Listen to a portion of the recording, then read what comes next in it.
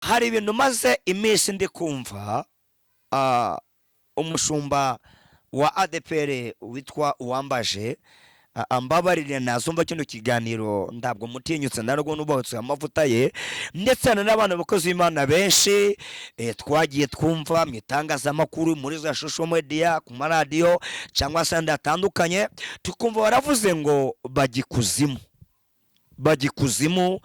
Wambaje we yarigishe mu rusengero, atanga ingero, aravuga ngo mwirirwa muvuga ko abantu bajya ikuzimu. Niba koko ikuzimu hahari, cyangwa se abantu kwa bagiye ko bishakira, kuki mukena kandi ikuzimu batanga amafaranga? Kuki umwana wawe abura minervari kandi uzi ahantu uri bukura amafaranga bitanagoye? Kuki ubu umukene ukamara imyaka 20 munsi y'igodeshanyo, ukabura amafaranga agura inzu cyangwa se paraseri, kandi kuzimu hari amafaranga? Bigenda biti? Urwa rigero yarutanze, ariko ngiye kumva numva abandi bakozi Imana benshi bamuzimu, uriya gikuzimu, biriya bintu ufite yabikuye kuzimu. Umukozi Imana Wambaje yabwiye abantu ati mujyeyo muyazane. Niba koko nidusanga zanditseho kashe ya Beneri, kabari noti nguru y'u Rwanda ya 5, tuzikari yo noti nguru dufite hano muri iki gihugu, tugasanga ari byo koko, muzayazane turebe. Ndagira ngo matangarize, ikuzimu nda amafaranga abayo.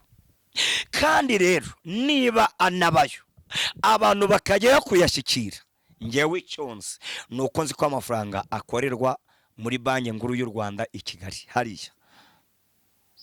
Nicyonze byo ndabizi, nimwe akorerwa, amafaranga agasohoka, twese yakatugeraho. Bundi amafaranga ni rusange, amafaranga ni umushyitsi wigendera.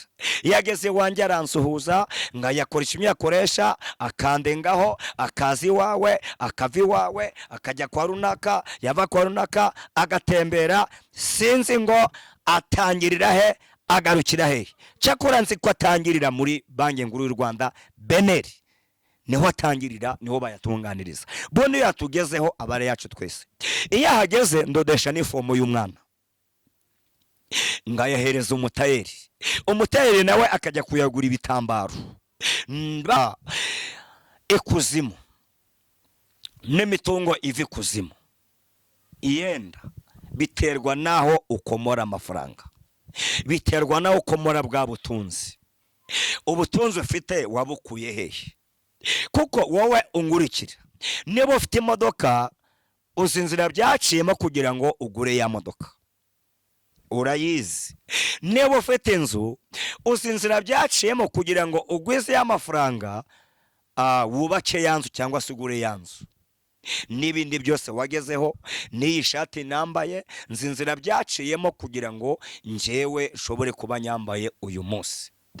Amafaranga reye kuzimu nge uko mbibona, nawe uzambereza igitekerezo, nawe uko byumva, ni uburyo wayabonyemo. Uburyo wayabonyemo burasa gute?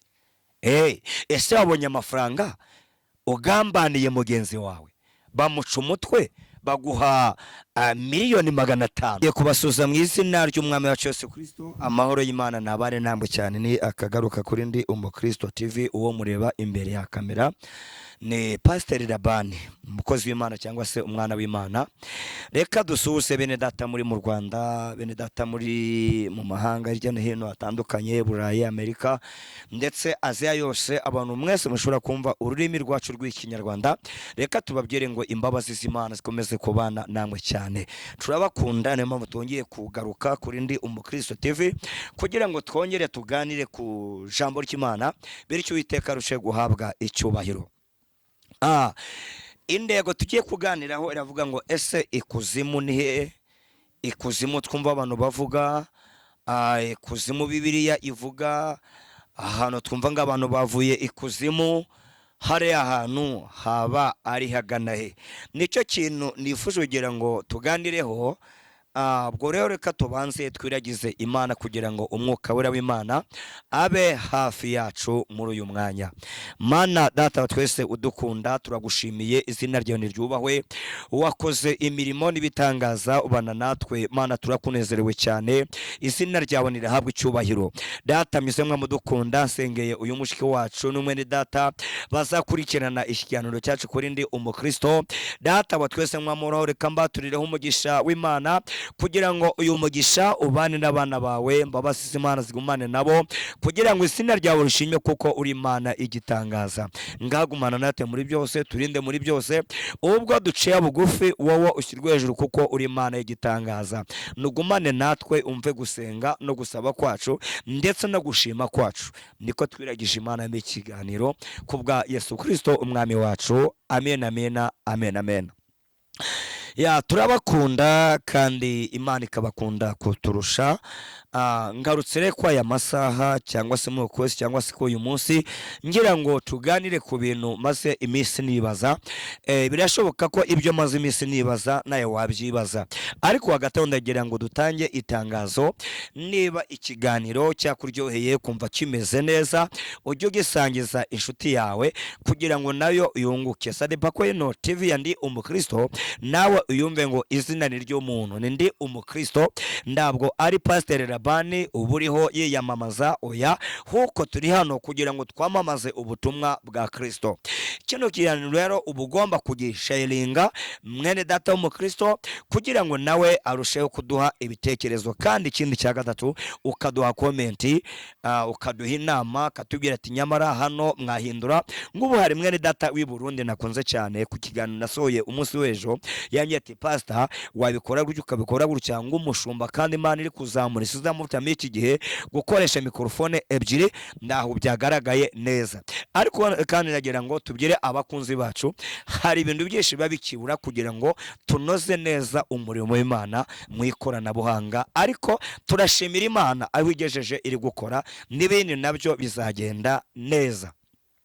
Twasenze rero Imana, twayerageje kano kanya kacu ko gusenga no kuganira. Reka turebere hamwe ijambo ry'Imana tugiye gusanga hano mu gitabo cy'Umubwiriza. Hano mu gitabo cy'Umubwiriza, igice cyaho ni igice cya 9, turasoma ku murongo waho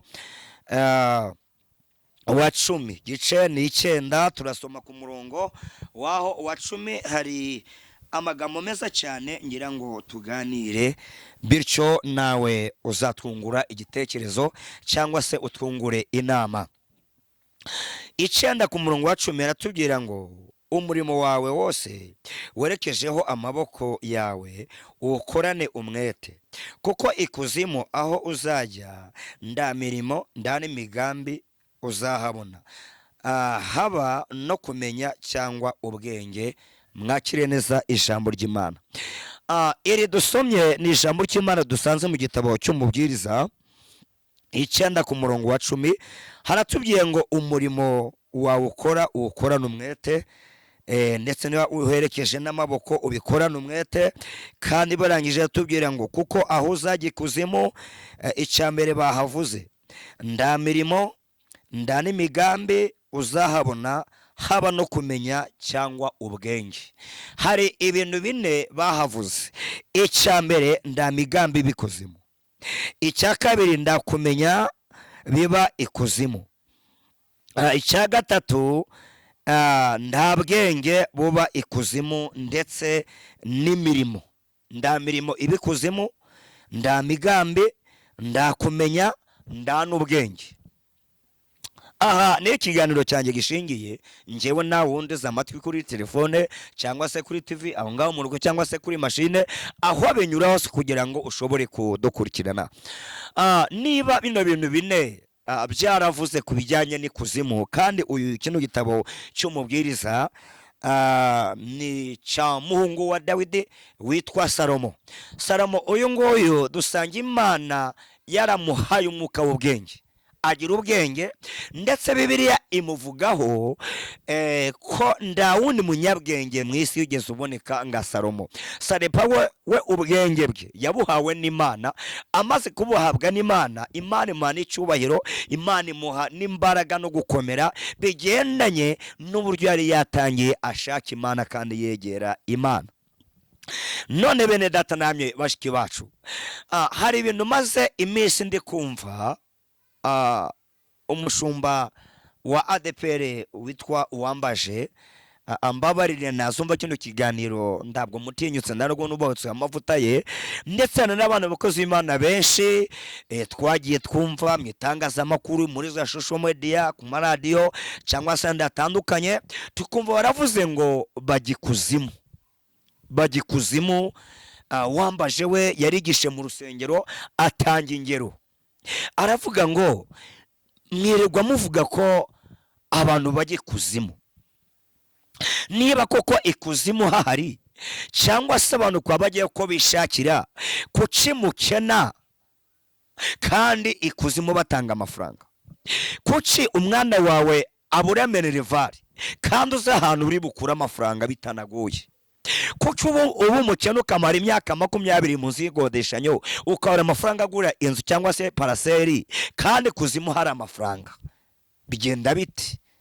Urwo rugero yarutanze, ariko ngiye kumva numva abandi bakoze Imana benshi bambaye komenti ati buriya yari kubwira abakristo ngo bajye kuzimu kuwa mbere, kuwa gatatu n'indi minsi. Ariko hariya uriya mushumba umukozi w'Imana ndabizi neza ko ariho amavuta y'Imana, ntabwo ari kuzimu yoherezaga abakristo. Hariya ni ingero yatangaga, kandi si ingero yatangaga nanjye ndahamanya nawe. Kuki mukena kandi muzi ko ikuzimu haba amafaranga? Ni ukubera iki?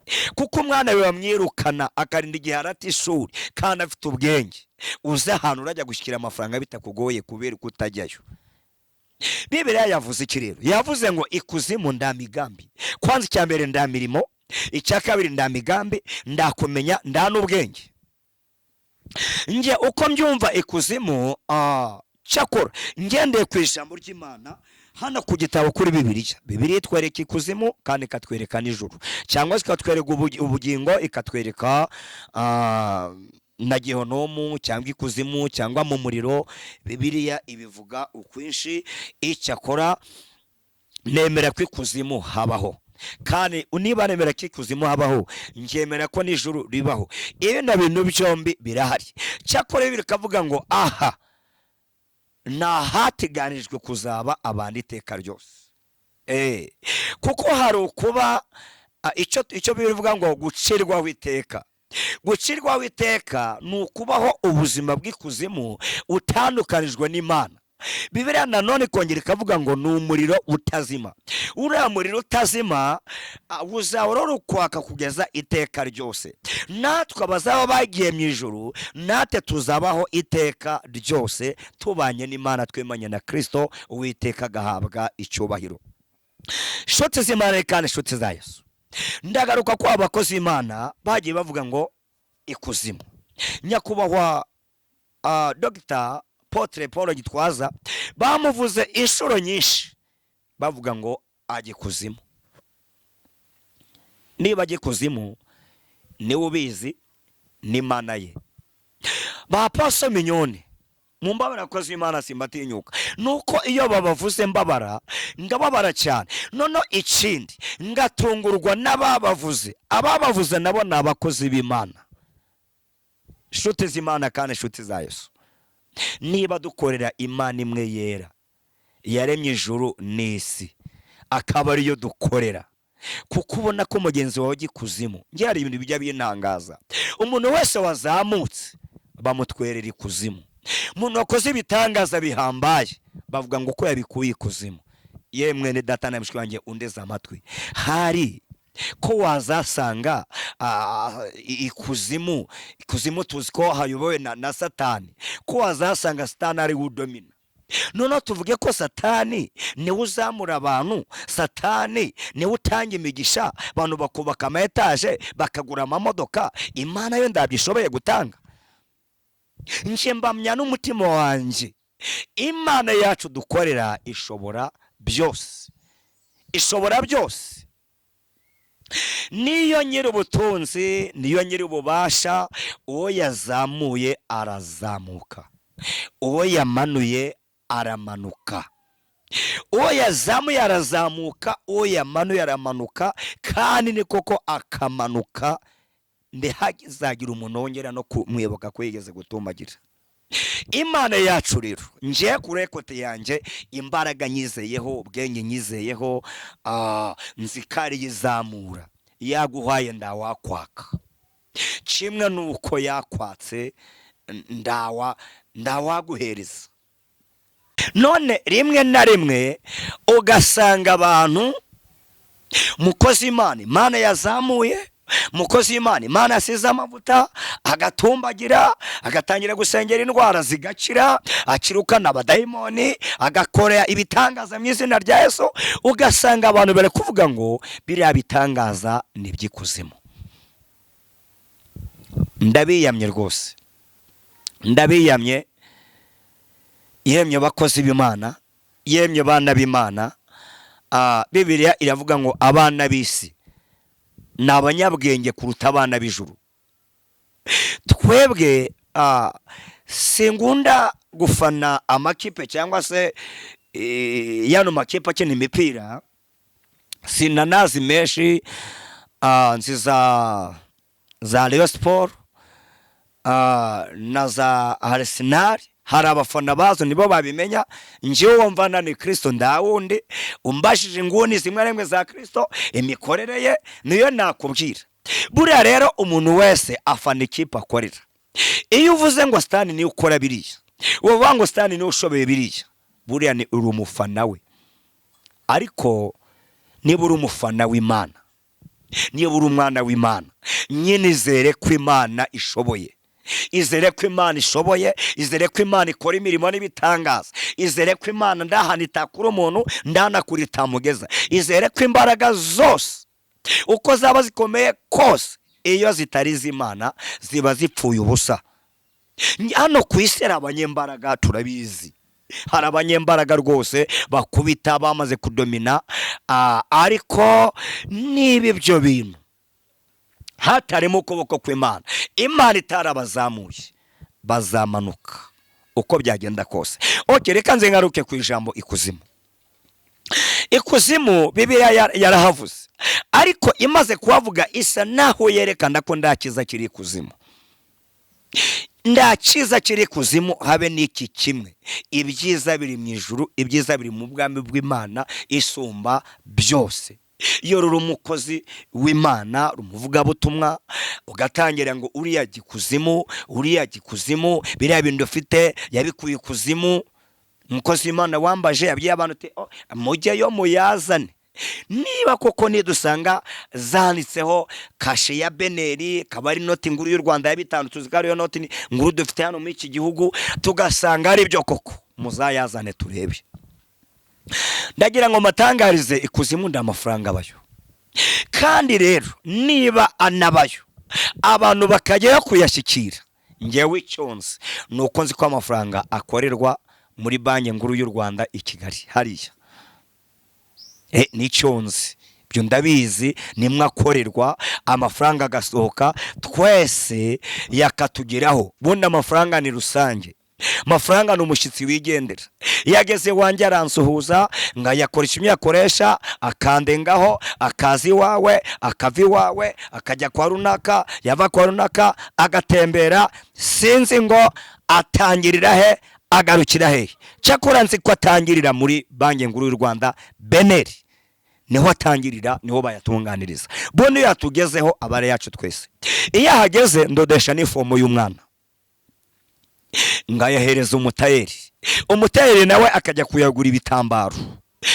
Babone baguye kugura ibitambaro, no bakayaha abandi. Amafaranga n'uruhererekanye. Bishakare kuvuga ngo niba koko hari amafaranga ava ikuzimu, kabava ikuzimu, twese twaba tuyasangira. Twese twaba tuyakoresha. Amafaranga wafasheho niba ari 500, niba ari 1,100, ushobora gusanga nawe warakoresheje kuyikuzimu utabizi. Ushobora gusanga yenda nawe warabaye umufatanyabikorwa, kuko amafaranga wakira ntabwo ubuzi ngo yakomotse mu zihe nzira. Ntabwo uzi ngo yakomotse mu zihe nzira. Cyakora nanjye muri imagine yanjye yenda ngewe icyo navuga ni iki ngiki. Ikuzimu n'imitungo iva ikuzimu yenda biterwa naho ukomora amafaranga, biterwa naho ukomora bwa butunzi. Ubutunzi ufite wabukuye hehe? Kuko wowe ungurikira, niba ufite imodoka uzi inzira byaciyemo kugira ngo ugure ya modoka, urayizi. Niba ufite inzu uzi inzira byaciyemo kugira ngo ugwize y'amafaranga wubake ya nzu cyangwa se ugure ya nzu. N'ibindi byose wagezeho, n'iyi shati nambaye nzi inzira byaciyemo kugira ngo njyewe nshobore kuba nyambaye uyu munsi. Amafaranga rero y'ikuzimu nge uko mbibona, nawe uzambereza igitekerezo nawe uko byumva. Ni uburyo wayabonyemo. Uburyo wayabonyemo burasa gute? Ese wabonye amafaranga ugambaniye mugenzi wawe, bamuca umutwe baguha miliyoni 500, uragenda ugura inzu. Ayo mafaranga wabonye avuye mu maraso, ari uko wishe umuntu, ari uko watwaye umutwe w'umuntu. Ese imodoka ufite warabanje wica abantu, ese wagiye kwiba? Ayo mafaranga aho wabikuye nje mbara ko ariho hahumanye. Ariko nubwo wava guca umuntu igihanga bakakubarira miliyoni 500, bamara kuziguha njyewe tugahura ndi gucuruza inyanya, ukagura ibase y'inyanya ukambamo 15,000, njyewe waciye amafaranga nta kibazo mfite. Nawe sinzi uko byumva. Aho ukomora amafaranga niho habi, cyangwa se yenda niho ikuzimu inzira wayabonyemo. Umuntu ashobora kwiharaza akaba indaya. Twese tuzi ko indaya zibaho. Indaya bashobora kuyihonga miliyoni. Iyo bayanze miliyoni, yano mafaranga nubwo ayakiriye akagenda akagura imodoka, yino ndaye zaho yakuye amafaranga yayo we arahazi. Ariko njyewe wari ufite inzu iri ku isoko, niba twumvikanye ukambereza miliyoni 30 wakuye mu buraya, njyewe ya mafaranga nangeraho nda kibazo nzamba mfite. Wowe aho uko yanzu utunze, wowe wayikuye ahantu habi. Aho wayikuye ahantu habi, wayikuye ahantu hahumanye. Niba biri gutyo rero, ya mafaranga niba nayakiriye, nanje ngavuga ni reka nje kuguramo akamoto gatoya, ngagenda ngatangamo miliyoni 2.5. Uno muntu mayeho kuri moto tugakorana mitase yakambereza ikinyabiziga cyewe cya moto. Uyu muntu amafaranga mayo nda kibazo afite, naho bakunze b'Imana kandi bagenzi mujye mu ijuru bibaye bagikuzimu bakazana amafaranga, twebwe twese aya mafaranga ya waba nawe warayakoresheje. Biravuga ngo nawe waba uri umufatanya bikorwa. Waba uri umufatanya bikorwa na babandi bajyayo turi kugendana. Nshuti z'Imana kandi nshuti za Yesu, njyewe nshano ndaje gushaka views, nanjye ari igitekerezo cyanjye uko njyewe mbyumva. Ikuzimu ndemera ko hahari. N'abantu tujya twumva batanga ubuhamya ngo bagiye ngo ikuzimu, ngo basangaho barunaka. Uriya muntu ndago yigeze ajyayo n'umubiri. Mwisi twaragumye turamubona, ni mu bitekerezo. Itekerezo rero yabipfuye ubona ibibi. Naho wicaye nabo muganira, hari umuntu buri kuzimu ari kumubonaho. Ikuzimu rimwe na rimwe ni mu bitekerezo. Mana yacu tugirire neza, tujya twumva nk'abantu barose barerekwa bajya mu ijuru, ariko mu by'ukuri ntabwo yigeze ava ku gitanda cye yakigumyeho. Ariko ubwenge n'ibitekerezo biragenda bijya kuganira n'abamarayika. Nose uko ko tuvuge wageze mu ijuru. Abajya ikuzimu rero bashobora kujya mu bitekerezo, kimwe nuko n'abajya mu ijuru mayereko yacu tugira nabo bajya mu bitekerezo mu buryo bwa roho, bakagenda. Bamara kugenda noneho bya bindi babwiwe mu ijuru akaba ari byo baza kuduhereza. N'ikuzimu rero naho hari abajyayo, bamara kujyayo sadiba ko Bibiliya tubwiye ngo nda mirimo nda imigambi nda no kumenya, javuga ngo nda cyiza kiba ikuzimu. Ibyiza byose mu nano ku isi ni iby'Imana yaturemeye ngo tubinezererwe, nubwo natwe abana nibyo twiremera. Kuki icyo mbamya ndashidikanya, ndabyo Imana yigeze rema amafaranga, ndabyo Imana remye amafaranga. Kuko Imana remye umuntu, imaze kurema umuntu, umuntu nawe arema amafaranga. Amafaranga rero ni ibikoresho dukoresha mu buzima bwa buri munsi. Satani rero ndabwo yaremye, Satani ndabwo yaremye, nda nibyo bashoboye, barani biremwa biri aho nabyo byamaze guhumana, bitashobora kugira icyo bigambirira, bitashobora kugira ubwenge ngo byimagine ngo bivuge ngo tugiye gukora iki kintu kimeze gutya. Ndi nshuti z'Imana kandi nshuti za Yesu, buriya hari igihe rimwe na rimwe Satani akoresha abantu, ugasanga bamamaje ubwami bwe, ugasanga bavuze ko ari byo Satani ashobora, ariko Imana yacu nishoboye byose. Imana yacu nishoboye byose. Ubwo rero nyaboneka niba turi abakozi b'Imana bajya mu ijuru, mu gitekerezo cyanjye ngiye numvaga ko abakozi b'Imana twakagombye kuzuzanya, tukuzuzanya, kandi ibimenyetso bizakwereka ko umuntu ariho ubushake bw'Imana cyangwa se umuntu yahamagawe n'Imana. Nuko cyese iyo umuvuze wenda abwaza kwisobanura, nuko cyese iyo tuvuze ngibyo byose wenda abwaza gusakuza, ariko wowe bakuvuze bwacya mu gitondo induru wasivugije, ibintu byakomeye, ibintu warakaye utareba, ariko uri umukozi w'Imana bakakuvuga kuko baba bakuzamura. Ngiye kandi ashidikanya hari abakozi b'Imana muri iki gisata cya gospel cyacu kivuga butumwa bagiye bavuga bakabavuga ukagira ngo barapfa uwo munsi, ariko tugategereza ko baza kwisobanura tukababura. Uyu mukozi w'Imana rero nda mwanya afite w'amagambo, nda mwanya afite wo gupfusha ubusa, ahugiye mu murimo w'Imana, ni warimo, ni wariho arakora.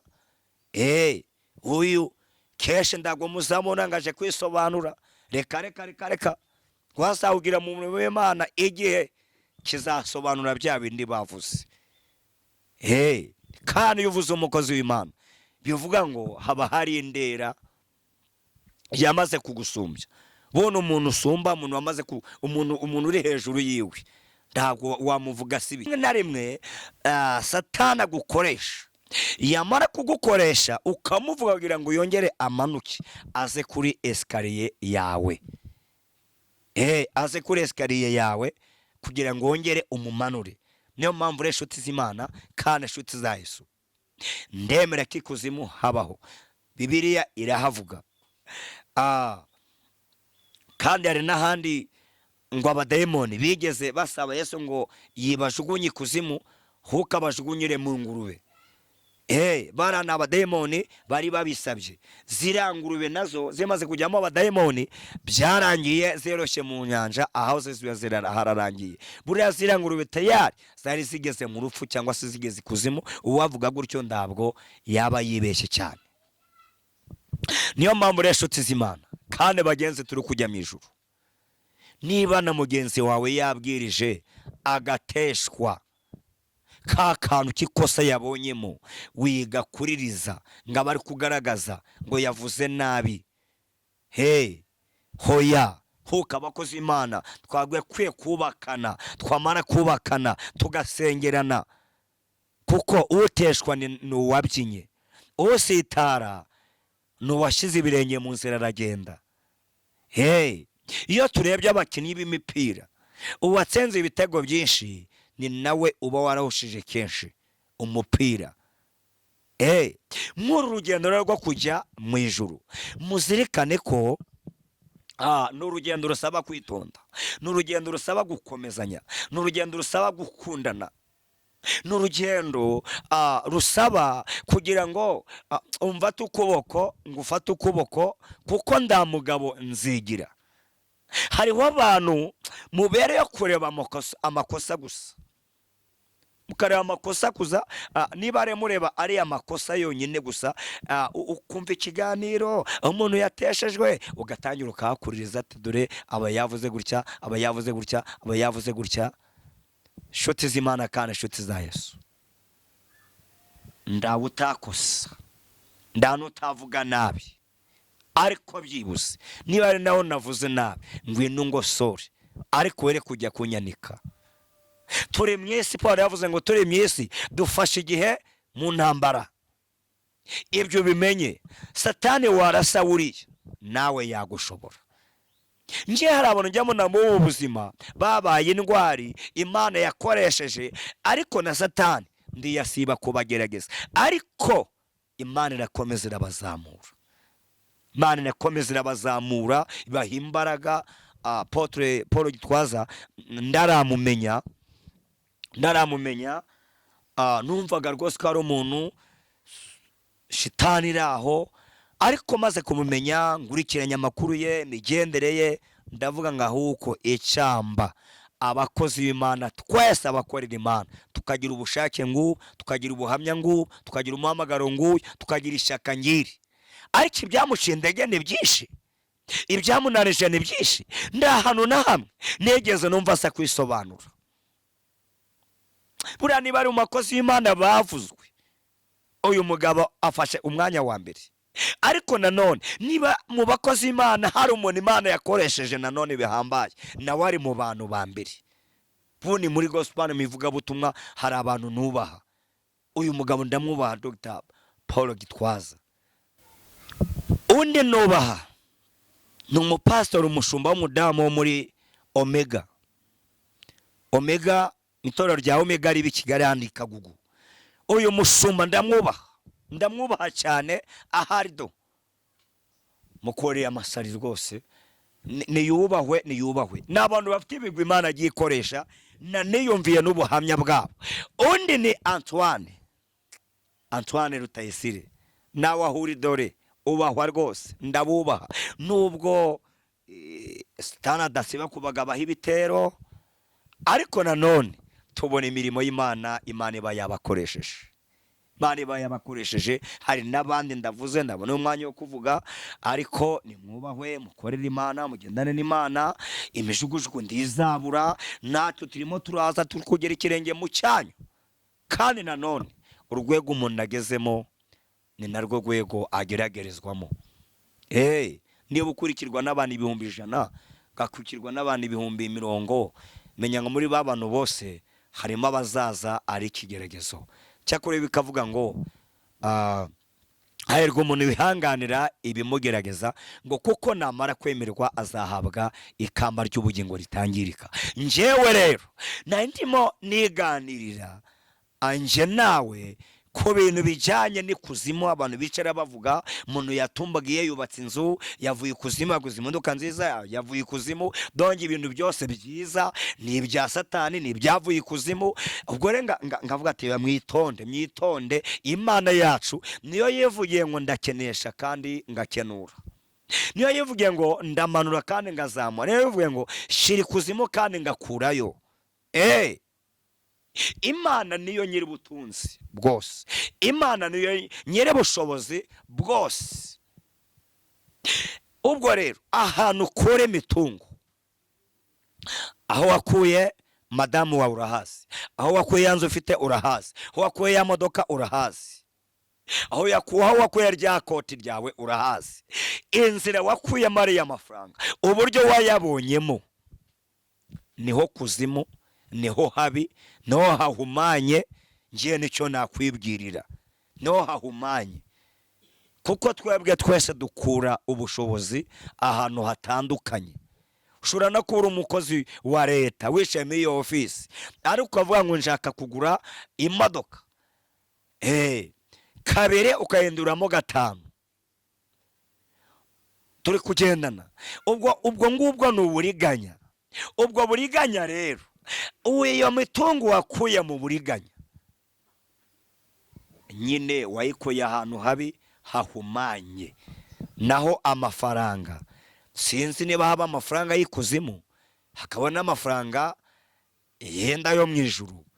ngenzi ko amafaranga aba hano mu isi tuyakura mu isi, nanababwire nta mafaranga aba mu ijuru. Reka reka reka reka, niba mu ijuru hataba amafaranga n'ikuzimu ndayabayo. Amafaranga ava hano mu isi niho akorerwa, ho ku buryo tuyabonamo. Se tuyabona mu buhe buryo? Tuyabona tubeshe, tuyabona twicanye, tuyabona dusahuye, tuyabona tuyibye, tuyabona dusambana. Buri wese icyo afite aho yagikuye niho habi. Ku munsi w'urubanza uzacirwa urubanza rwo kwisobanura. Icyamba rero kino kiganiro wumvishe uyu munsi kikagutera kwihana, kikagutera guhindukirira, bityo Uwiteka agahabwa icyubahiro. Reka dusoreze hano. Ndabakunda kandi kuri ndi umukristo ni akagaruka. Nimero yanjye ni 078 24 53 826. Ukore subscribe, share, comment, ubu dushyigikiye kandi ibitekerezo byawe birakenewe. Nawe uzatubwira uko wumva ikuzimu ku gitekerezo cyawe. Bantu aho bakura imitungo, ese imitungo ufite wayikuye he? Wowe ubibona gute? Kuko n'ibikuzimu abantu bajyayo bakakurayo amafaranga, akubaka iriya nzu, azafite abafundi, azafite abanjenyeri, azafite abayede. Buriya nawe ariya mafaranga ushobora kuba warayafasheho. Ariya mafaranga niba by'ikuzimu bagakurayo amafaranga, ibyo ngibyo bimenye yagiye muri Simba supermarket arahaha, nawe yagiye muri Nakomati arahaha, nawe yayaguhayeho. Rero wagiye mu rugendo, ugenda mu imodoka, utangiye 5 barakugarurira. Ayo bakugaruye kumva yeririrwanye, ntabwo uzaho yakuye, buriya nawe wayafasheho. Twitonde rero, tujye tuba abantu bajejutse kandi basobanutse. Aho kura amafaranga niho kuzimu. Uburyo uyabonamo nibwo buryo yenda buba bukocamye butari bwiza, Imana ikaba yabiguhanira. Murakoze kudutega amatwi. Mwami Imana yacu, turagushimiye, izina ryawe ryubahwe. Ngakora imirimo n'ibitangaza, bane natwe, utwegere, natwe turakwegereye, izina ryawe ryubahwe. Ngaho tubere Imana, tubere umucyo. Senge uyu mushiki wacu, uyu mwene data, bazashobora kudukurikirana kuri Ndi Umukristo TV. Umugisha utagabanije kandi umugire neza muri byose. Ngaho turengere kubye neza n'imbabazi zawe. Niko dushimiye Imana mu izina rya Yesu. Amen, amen, amen, amen. Murakoze cyane.